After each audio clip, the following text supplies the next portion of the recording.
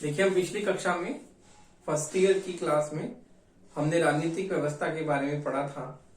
किस प्रकार से आमंड एवं पावल ने राजनीतिक व्यवस्था के प्रमुख गुण बताए थे। अब हम उसके बाद में देखते हैं राजनीतिक व्यवस्था की विशेषताएं एवं लक्षण। तो देखिए, राजनीतिक व्यवस्था की विशेषताएं, व्यवस्था की विशेषताएं, राजनीतिक व्यवस्था की विशेषताएं एवं लक्षण। विशेषताएं एवं लक्षण। तो देखिए, राजनीतिक व्यवस्था की प्रमुख विशेषताएं एवं लक्षण जो है, आमंड एवं पावेल ने समस्त राजनीतिक व्यवस्था में निम्नलिखित 5 विशेषताओं का उल्लेख किया। तो देखिए, आमंड एवं पावेल ने आमंड एवं पावेल ने आमंड एवं पावेल ने राजनीतिक व्यवस्था की आमंड एवं पावेल ने राजनीतिक व्यवस्था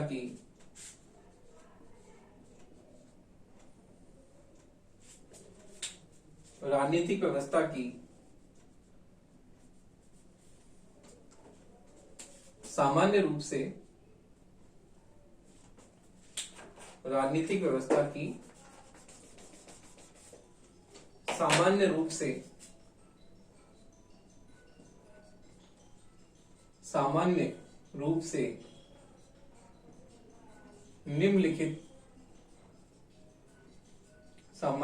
निम्नलिखित 5 विशेषताओं का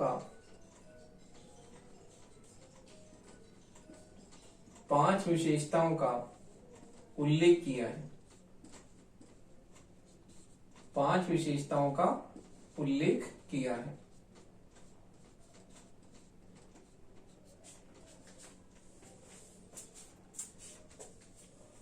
5 विशेषताओं का उल्लेख किया है। तो देखिए, पहली विशेषता है राजनीतिक व्यवस्था की सार्वभौमिकता। तो देखिए, पहली विशेषता है राजनीतिक व्यवस्था की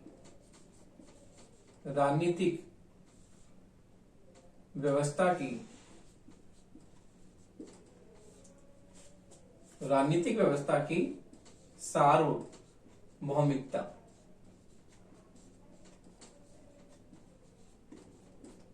राजनीतिक व्यवस्था की सार्वभौमिकता का मतलब, जो भी राजनीतिक व्यवस्था है वो हमें पूरी तरह से उसकी व्यापकता दिखाई देती है कि राजनीतिक व्यवस्था जो है समाज की एक उपव्यवस्था है, लेकिन इसमें अंतर क्रियाएं होती हैं और हम इस प्रकार से देखते हैं कि राजनीतिक व्यवस्था जो है सभी व्यवस्थाओं पर इसकी सार्वभौमिकता पाई जाती है, क्योंकि ये सत्ता से युक्त होती है और सत्ता से युक्त होने के कारण इसमें बाध्यकारिता होती है। तो हम इसकी देखते हैं कि इसमें सर्वव्यापकता पाई जाती है। अगली विशेषता है राजनीतिक संरचनाओं की सार्वभौमिकता। तो देखिए, राजनीतिक संरचनाओं की सार्वभौमिकता,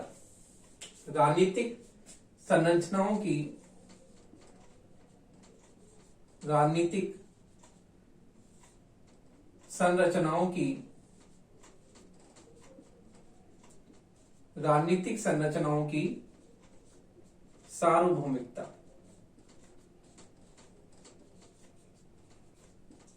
देखिए, प्रत्येक राजनीतिक व्यवस्था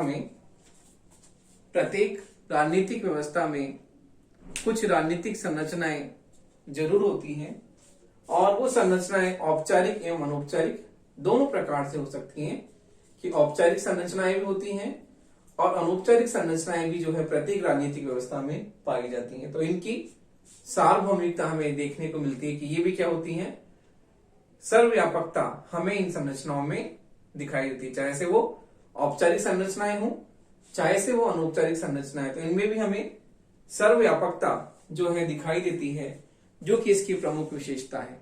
तो देखिए दोनों ही प्रकार की जो संरचनाएं हैं वो सर्वव्यापक होती हैं। फिर है राजनीतिक कार्यों की सार्वभौमिकता। तो देखिए राजनीतिक जो है कार्यों की सार्वभौमिकता हमें दिखाई देती है। तो देखिए राजनीतिक व्यवस्था की, राजनीतिक कार्यों की सार्वभौमिकता, हम देखते हैं अगली विशेषता है राजनीतिक कार्यों की, राजनीतिक कार्यों की सार्वभौमिकता की सार्वभौमिकता। देखिए प्रत्येक राजनीतिक व्यवस्था को कुछ न कुछ राजनीतिक कार्य अवश्य करने पड़ते हैं और प्रत्येक राजनीतिक व्यवस्था के पास में जो है राजनीतिक कार्य होते हैं जिन्हें वो जो है बहुत ही प्रभावशाली ढंग से संपन्न करती है। तो इस प्रकार हम देखते हैं कि राजनीतिक कार्य प्रत्येक राजनीतिक व्यवस्था के पास होते हैं जिसकी सार्वभौमिकता हमें देखने को मिलती है कि किस प्रकार से जो है राजनीतिक व्यवस्था जो है इन कार्यों को संपूर्ण पूरी तरह से पूरा करती है। तो देखिए प्रत्येक राजनीतिक व्यवस्था जो है 4 निवेश कार्य और 4 जो है निकास कार्य, निर्गत कार्य करती है, जो कि हम ईस्टर्न के निवेश निर्गत सिद्धांत में आपको बताएंगे कि 4 निवेश कार्य और 4 निर्गत कार्य जो होते हैं, निकास कार्य, प्रत्येक राजनीतिक व्यवस्था संपन्न करती है, जिसका हम आपको जो है ईस्टर्न के राजनीतिक व्यवस्था सिद्धांत में अगली कक्षा में पूरी तरह से इसको स्पष्ट रूप से समझाएंगे। तो देखिए इस प्रकार से राजनीतिक कार्यों की सार्वभौमिकता पाई जाती है। अगला है राजनीतिक संरचनाओं की बहुकार्यात्मकता। राजनीतिक संरचनाओं की बहुकार्यात्मकता, राजनीतिक संरचनाओं की बहुकार्यात्मकता। तो देखिए राजनीतिक संरचनाओं की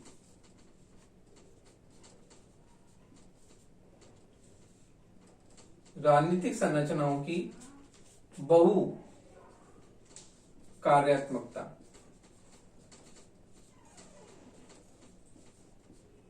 राजनीतिक संरचनाओं की बहुकार्यात्मकता, हम देखते हैं कि प्रत्येक जो राजनीतिक व्यवस्था होती है, सभी राजनीतिक व्यवस्था में जो है राजनीतिक संरचनाएं बहुकार्यवादी होती हैं और प्रत्येक राजनीतिक संरचना जो होती है किसी विशेष कार्य को करती है। तो हम देखते हैं सभी राजनीतिक व्यवस्थाओं में बहुकार्यात्मकता संरचनाएं होती हैं जो किसी न किसी विशेष कार्य को जो है संपन्न करती हैं। तो ये भी इसकी प्रमुख विशेषता है। अगला हम देखते हैं राजनीतिक व्यवस्थाएं सांस्कृतिक रूप में मिश्रित लक्षण वाली होती हैं। तो देखिए राजनीतिक व्यवस्था सांस्कृतिक रूप में मिश्रित लक्षण वाली होती है। राजनीतिक व्यवस्था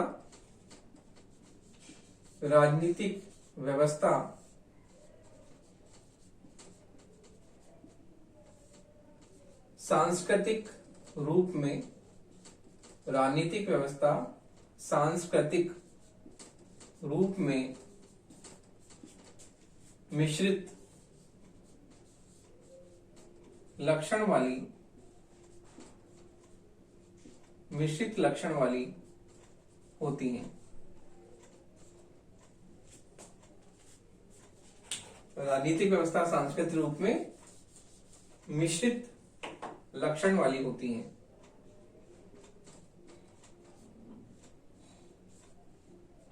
तो देखिए हम देखते हैं कि राजनीतिक व्यवस्था जो है सांस्कृतिक रूप में मिश्रित लक्षण वाली होती है और सभी राजनीतिक व्यवस्थाएं सांस्कृतिक दृष्टि से मिश्रित व्यवस्थाएं होती हैं।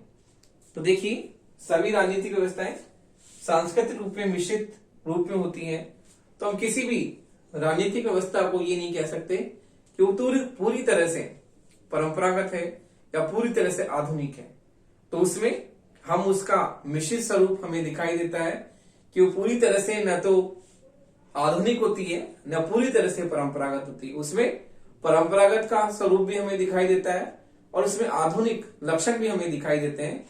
इस प्रकार से हम ये कहते हैं कि जो राजनीतिक व्यवस्था सांस्कृतिक रूप में मिश्रित लक्षण वाली होती है, तो इस प्रकार हम देखते हैं कि उसमें न तो परंपरागत के पूरे लक्षण होते हैं ना आधुनिक के पूरे लक्षण होते हैं। मिश्रित स्वरूप हमें दिखाई देता है कि उसमें परंपरागतता के लक्षण भी होते हैं, पुरानी जो पद्धति है उसके लक्षण भी होते हैं, और नई जो आधुनिक पद्धति है उसके लक्षण भी हमें उसमें दिखाई देते हैं। तो इस प्रकार से हम कहते हैं कि राजनीतिक व्यवस्था जो होती है पूरी तरह से न तो परंपरागत होती है, पिछड़ी होती है, न पूरी तरह से आधुनिक होती है। तो उसमें परंपरागतता के स्वरूप भी दिखाई देते हैं और उसमें हमें जो है आधुनिक स्वरूप भी हमें उसमें दिखाई देते हैं। तो देखिए इस प्रकार जो है आमंड एवं पावेल ने जो है राजनीतिक व्यवस्था के मुख्य रूप से जो है 5 सामान्य विशेषताएं बताई। इसके अलावा भी राजनीतिक व्यवस्था के कुछ अन्य लक्षण भी हैं, तो उसके बारे में भी हम देखते हैं किस प्रकार से जो है राजनीतिक व्यवस्था के अन्य लक्षण हैं। तो देखिए आमंड एवं पावेल के बाद भी राजनीतिक व्यवस्था की कुछ अन्य विशेषताएं हैं जो हम देखते हैं। तो देखिए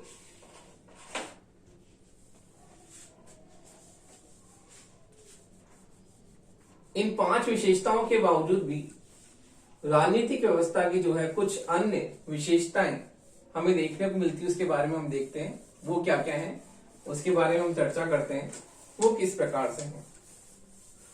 तो देखिए आमंड एवं पावेल ने राजनीतिक व्यवस्था के 5 प्रमुख लक्षण विशेषताएं बताई हैं। इन 5 विशेषताओं के बावजूद भी राजनीतिक व्यवस्था की कुछ अन्य विशेषताएं शेष रह जाती हैं, तो उनके बारे में हम चर्चा करते हैं।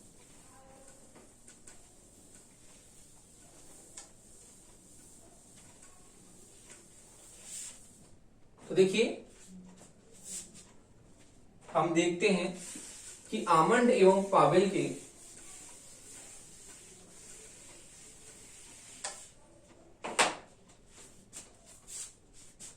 आमंड एवं पावेल के राजनीतिक व्यवस्था के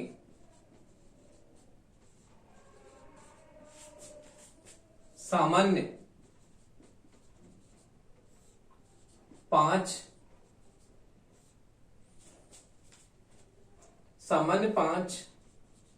लक्षणों के अलावा भी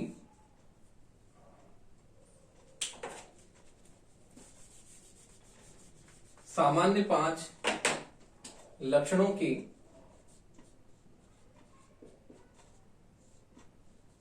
बावजूद भी लक्षणों के अलावा भी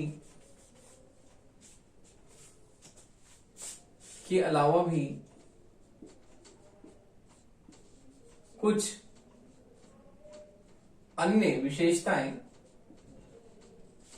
विशेषताएं निम्नलिखित हैं। कुछ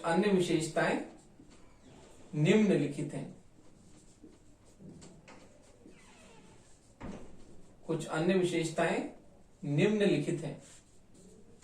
तो देखिए इसके बारे में हम देखते हैं किस प्रकार से अन्य विशेषताएं हैं। पहला पॉइंट है राजनीतिक साधन एवं प्रभाव संबंधी असमानता। तो देखिए राजनीतिक साधन एवं प्रभाव संबंधी असमानता। राजनीतिक साधन एवं प्रभाव संबंधी असमानता। राजनीतिक साधन एवं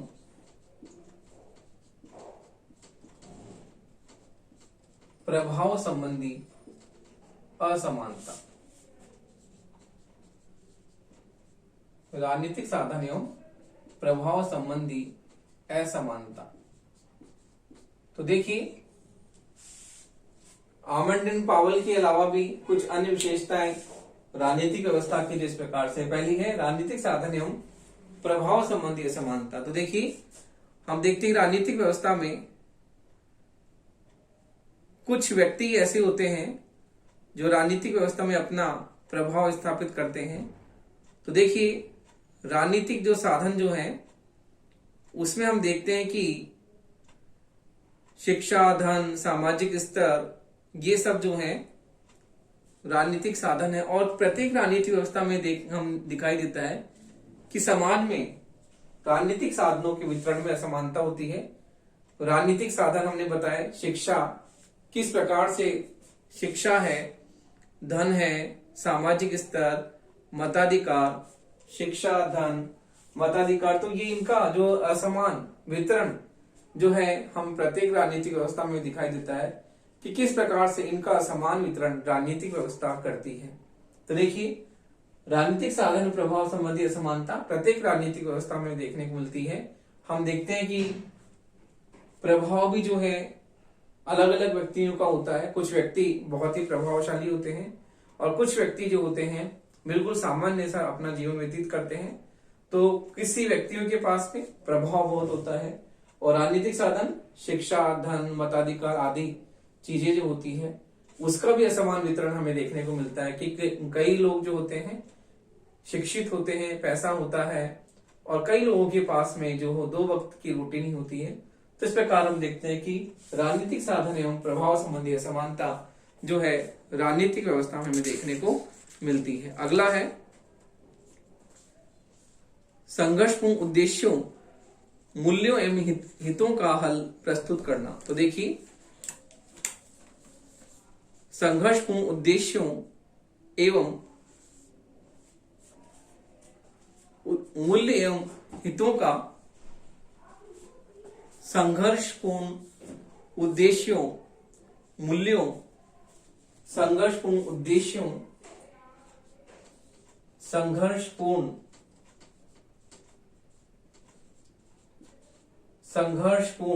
उद्देश्यों, मूल्यों एवं हितों का, उद्देश्यों, मूल्यों एवं हितों का हल प्रस्तुत करना। हितों का हल प्रस्तुत करना। तो देखिए संघर्षपूर्ण उद्देश्यों, मूल्यों एवं हितों का हल प्रस्तुत करना, किस प्रकार हम देखते हैं कि जो राजनीतिक व्यवस्था है उसमें हम किस प्रकार राजनीतिक व्यवस्था में जो सक्रिय समूह और वर्ग होते हैं उनके उद्देश्य एवं हितों में क्या होता है, हमेशा संघर्ष होता है। क्योंकि राजनीतिक व्यवस्था में जो भी वर्ग होते हैं उनके हित, उनके मूल्य, उनके उद्देश्य अलग अलग होते हैं और उनके हित एवं मूल्यों में हमेशा टकराव की स्थिति होती है, संघर्ष की स्थिति हमें दिखाई देती है। तो इसलिए राजनीतिक व्यवस्था में जो मौजूद अलग अलग वर्ग हैं उन अलग अलग वर्गों में हमें स्पष्ट रूप से जो है उनके उद्देश्यों में, मूल्यों में एवं हितों में हमें संघर्ष की स्थिति देखने को मिलती है, टकराहट की स्थिति देखने को मिलती है। तो किस प्रकार से जो है इस टकराहट का प्रभावपूर्ण समाधान किया जाए और इनका बहुत ही सुझावी रूप से, सुझावी ढंग से इनका हल प्रस्तुत किया जाए, ये भी देखना होता है। तो देखिए राजनीतिक व्यवस्था जो होती है, राजनीतिक व्यवस्था में हम देखते हैं कि जो मौजूद समूह एवं वर्ग होते हैं और उनमें असहमति, विरोध, संघर्ष उत्पन्न होता है और राजनीतिक व्यवस्था में अराजकता की स्थिति जो है वो मौजूद होती है। क्योंकि जो अलग अलग समूह हैं, वर्ग हैं, उनके हितों में संघर्ष एवं टकराहट होती है और उनमें असहमति प्रकट होती है, विरोध प्रकट होता है और इस प्रकार राजनीतिक व्यवस्था में अराजकता की स्थिति पैदा हो जाती है। तो इस प्रकार इस स्थिति का जो है बहुत ही प्रभावी रूप से समाधान ढूंढना और इसका प्रभावी और बहुत ही निर्णायक रूप से इसका हल प्रस्तुत करना भी राजनीतिक व्यवस्था की जिम्मेदारी है। तो देखिए अगला जो पॉइंट है वो है कि औचित्य पूर्णता की प्राप्ति का प्रयत्न एवं विचारधारा का सहारा। तो देखिए औचित्य पूर्णता की प्राप्ति का प्रयत्न एवं विचारधारा का सहारा। अगला है औचित्य पूर्णता की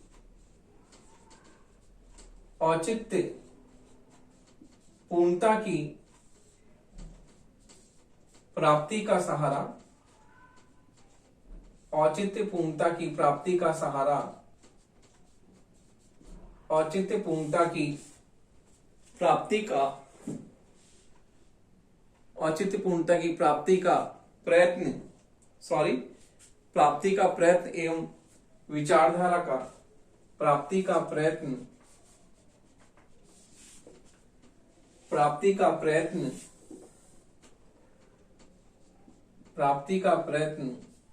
एवं विचारधारा का सहारा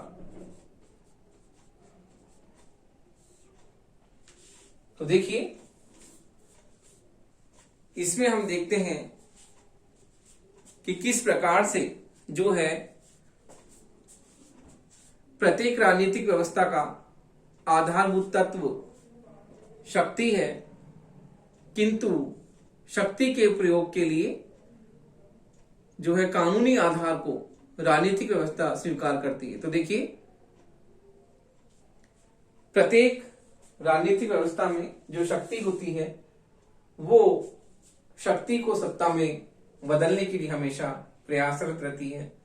तो इस प्रकार हम देखते हैं कि औचित्य पूर्णता की प्राप्ति का प्रयत्न विचारधारा का सहारा इसमें लिया जाता है।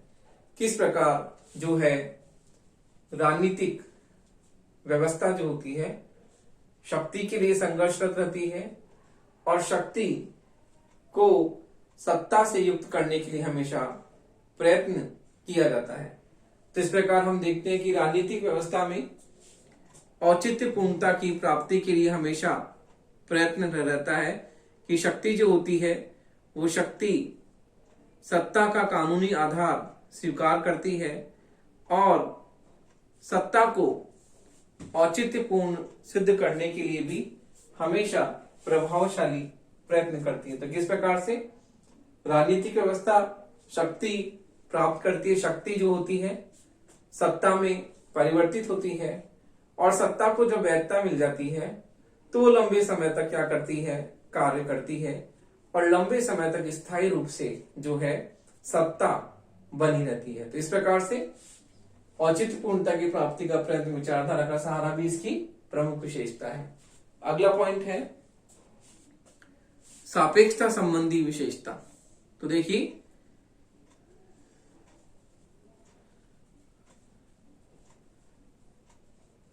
सापेक्षता संबंधी विशेषता। सापेक्षता संबंधी विशेषता। सापेक्षता संबंधी विशेषता। तो देखिए राजनीतिक व्यवस्था में सापेक्षता संबंधी विशेषता पाई जाती है और ये जो सापेक्षता संबंधी विशेषता है वो हम देखते हैं कि राष्ट्रीय स्तर पर जो राजनीतिक व्यवस्था का जो अस्तित्व है जो है किस प्रकार से सापेक्ष दिखाई देता है, उसका अस्तित्व आर्थिक सामाजिक सभी व्यवस्थाओं में हम देखने को हमें मिलता है। और इस प्रकार अंतरराष्ट्रीय स्तर पर भी हम देखते हैं कि इसमें सापेक्षता दिखाई देती है। तो सापेक्षता संबंधी विशेषता भी राजनीतिक व्यवस्था की महत्वपूर्ण विशेषता है। अगली है प्रतिक्रिया एवं परिवर्तन संबंधी विशेषता। तो देखिए अगली विशेषता हम देखते हैं प्रतिक्रिया एवं परिवर्तन संबंधी विशेषता। देखिए प्रतिक्रिया एवं परिवर्तन संबंधी विशेषता। प्रतिक्रिया एवं परिवर्तन संबंधी विशेषता।